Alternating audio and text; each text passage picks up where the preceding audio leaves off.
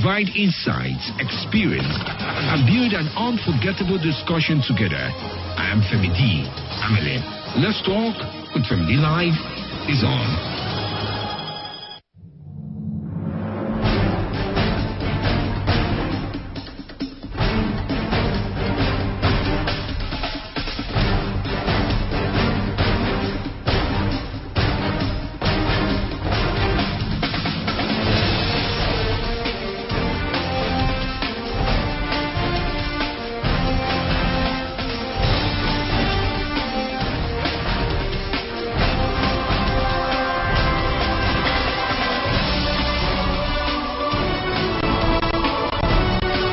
Thank you so much for taking your time to join in. It's the very first day of December 2016. My guess is this is the only time this date would occur. It's the first day for December. One thing I can tell you, the 2017 budget is now ready. According to much of the approval it has received from the Federal Executive Council, at this point in time. Of course, this council has the likes of the vice president, it has the likes of the CBN governor, it has the likes of the minister of finance, it has almost everybody that really matters when it comes to how the finance and the economy of the country would go. They have taken their time to debate what figure is good, what idea is brilliant, and what idea belongs to the future of the country in the next 365 days. They've done the debates. Now is our turn to know how things will be in the days ahead. Welcome to this very conversation. As you always know, there's always room for debate. Whatever the case is, there's always room for debate. Coming up on the show, the Central Bank of Nigeria Governor Godwin Emefiele has come out to describe the fact that all kinds of people have made their input into the system in which they are trying to address the economic recession. It describes some as medical doctors, some other people as carpenters. Now, this goes on to indicate that some people who may not be brilliant enough may have hindered him and his team and all the experts that one may find in addressing the economic challenges in the country. I'll read up exactly what he said at the CIBN recently, Chartered Institute of Bankers of Nigeria, with the discussion they had recently. Did I also say to you that there are lawyers across the country who are protesting that the CBN governor should leave his position at this time? Also, coming next Tuesday, we expect the final week of what could be the final week of the upper chamber and lower chamber of the National Assembly to deliberate on the 2017 budget. But ahead of that, some say the CBN governor needs to go. He's done enough, or he's done nothing at all. He hasn't helped the economy. However, he also did claim that the CBN may have saved the country lot of funding in recent times, or from crashing from the state where it is. My dear friends, where are we? What is going on? Is the best economic team really on ground to manage the very rare economic moment described as recession as we have in Nigeria? And are they doing very well? Are they doing fairly well? Could they do better? All indications showing that the attack, they are countering attack, they're creating a counterattack on the situation on ground. In a moment, we'll start off this conversation. I'm FemiD Amele. Welcome to the show.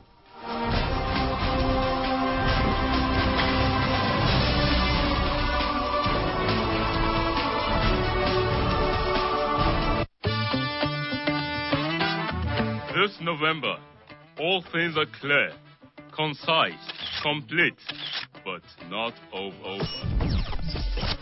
Join the November conversations with FemiDlive. Hold on tight, it's the weekend. The extravaganza, real-time radio. Let's talk. With FemiD. This is FemiDlive.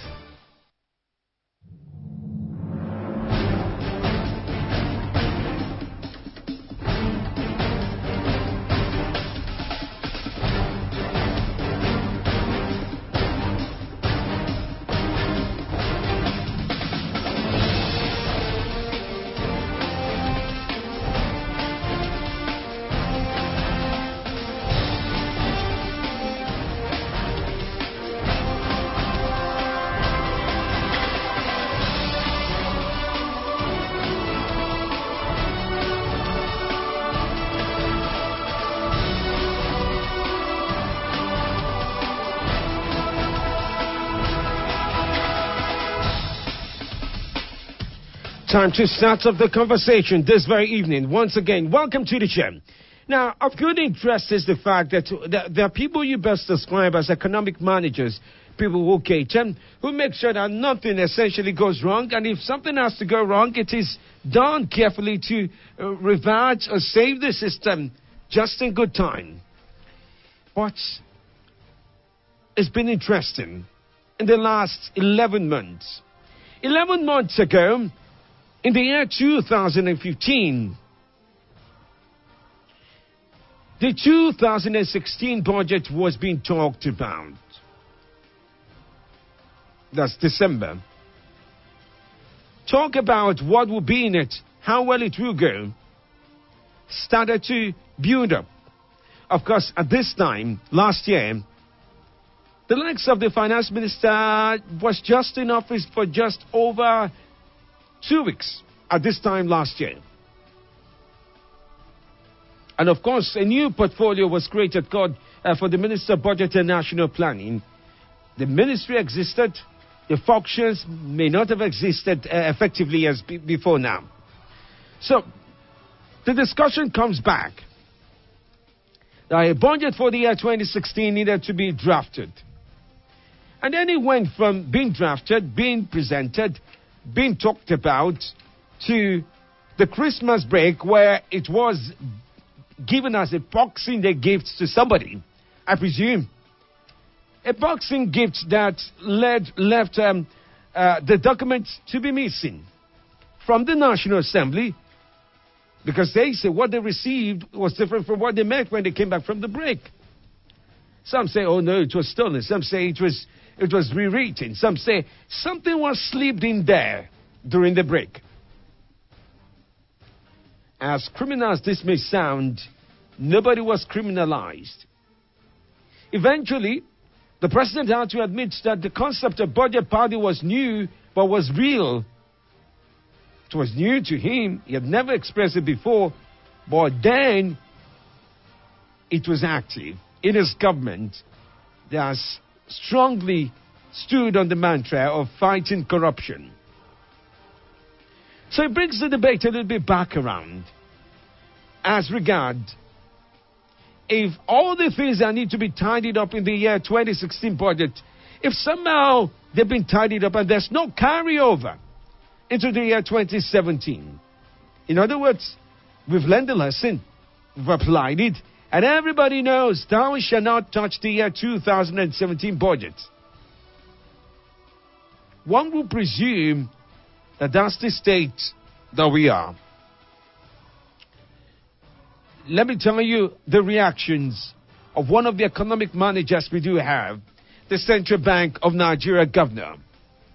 Here's what he said recently in a meeting that I had the Chartered Institute of Bankers of Nigeria. I'll take it from the top. Forgive me, I'm struggling with the code, but I think I'll find a way around it. We'll go on with the show. The ongoing, this according to Financial Watch now, the ongoing economic recession has persisted owing to application of wrong prescription by non-professionals. That's according to the Director of Policy of the Central Bank of Nigeria, CBN, Moses Tule, as contended. The CBN chief spoke at the Chartered Institute of Bankers of Nigeria, CIBN, roundtable meeting organized on the current economic recession in Abuja on Tuesday. Now, here's much of the conversation. Quoting him now as he represented the CBN governor. He said, some came in as doctors into the microeconomic management and are given the tools a medical doctor to advise on how to solve the problem of recession. Follow these words carefully, my dear friends. They came in as doctors. They were given medical tools or tools that belong to medical doctors to solve the issue of microeconomic management. Question number one, what does the like of doctors have to do with economic management, microeconomic management? Going further with the quote now, he said, some came in as carpenters and are using carpentry tools to advise on the problems of economic recession.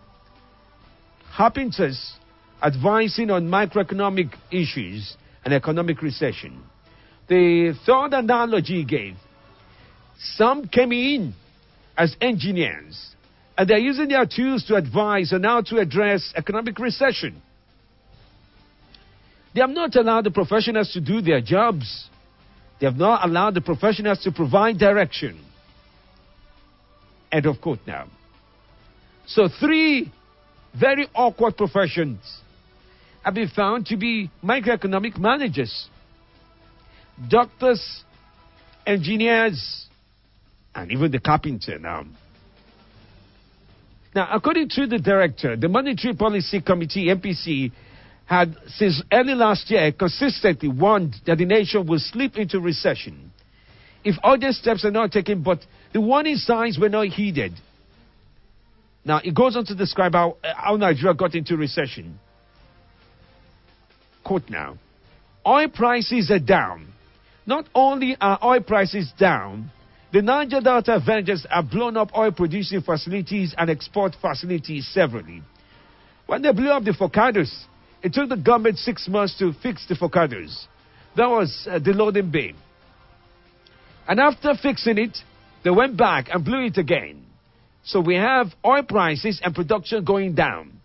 The implication is that foreign exchange earnings are going down. But unfortunately, our import expenditure is not going down. It's still in the region of 976 billion monthly. So he did go on to narrate the fact that Nigerians continue to import goods. And he said, the moment we began to prefer imported goods to our domestically produced goods, we laid the foundation and built the superstructure to where we are now. This is a conscious choice. Every country makes the choice where it wants to be. This is what we choose for ourselves, he said. So we're in that situation now where the likes of CBN is saying, I can assure you that there are amateurs among us. The angels have gathered, but so also are the sons of darkness. People who have no reason to be professing solution to the economic recession. Many of you remember on this show, I've talked about it several times, about the idea of teamwork. When it appears that a document is presented to the Senate, and the detailing, they say, wasn't done properly, and then was handed over to consultants to detail in exactly what there is to achieve, and then send out. Does anybody understand this? Is anybody with me on this journey? Or better still, on this discussion? That's one challenge. The MPC meeting before now, the Minister of Finance wanted some other output. The CBN governor wanted another output. And then they had to harmonize their disagreement over the papers to say, well, no, I respect your input, I respect your output, I respect what you think. And people have often questioned about who are the people that they describe as the EMT, the economic managers, EMT, the economic management team of the country. Who are they? If they were so efficient, we have a 2016 budget that is so inefficient. It's one thing to propose it. And everybody says, it's at this point is an appropriation act. Appropriation meaning an estimate.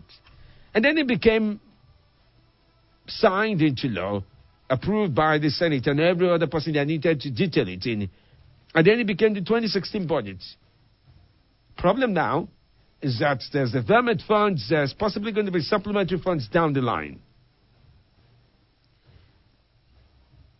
So that becomes the drama of the day. Development may not be used in the last few administrations as against supplementary funds. We all started to hear about development funds just recently. Not to say it doesn't exist, but in real life it has never really been approached. How successful were the EMT, the Economic Management Team, on the 2016 budget, that they have also been given the same opportunity to write out the 2017 budget? Yes, Forgive me. I'm not trying to plant a seed of deceit in your mind.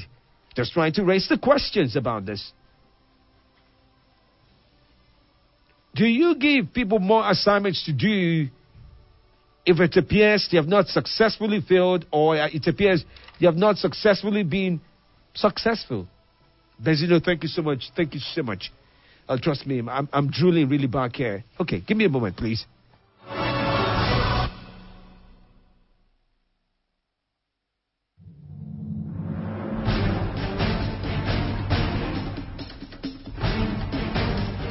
Okay, they've warned me about December, and it's here. Okay. All right, well, let me move on with this discussion. So, we have the moment where the draft today, much of what would be in the 2016 budget, and now 2017 budget is ready. We didn't need vermins and the rest of them. We didn't need doctoring. And if I were to follow what the CBN director did say, carpenters are involved, engineers are involved, and doctors are involved. People who are professionals on all the fields trying to provide solutions to an economic recession, which is strange, which is one of the rarest things that happens in economics. Sometimes it takes a pattern of 4 years. You know, there was the big recession. There was one in the 1930s and 1940s now. There was economic recession in America at that time. And there was one in the 1980s. And there was one in 2008. And it takes people with super wings, intelligence and wisdom, and all the other attributes you can easily add into this draft to possibly resolve and get countries around the world out of recession. So if carpenters, engineers, and doctors drafted the 2016 so-called now document we use, and it has produced some level of inefficiency, what is the big guarantee that the 2017 budget will experience something different?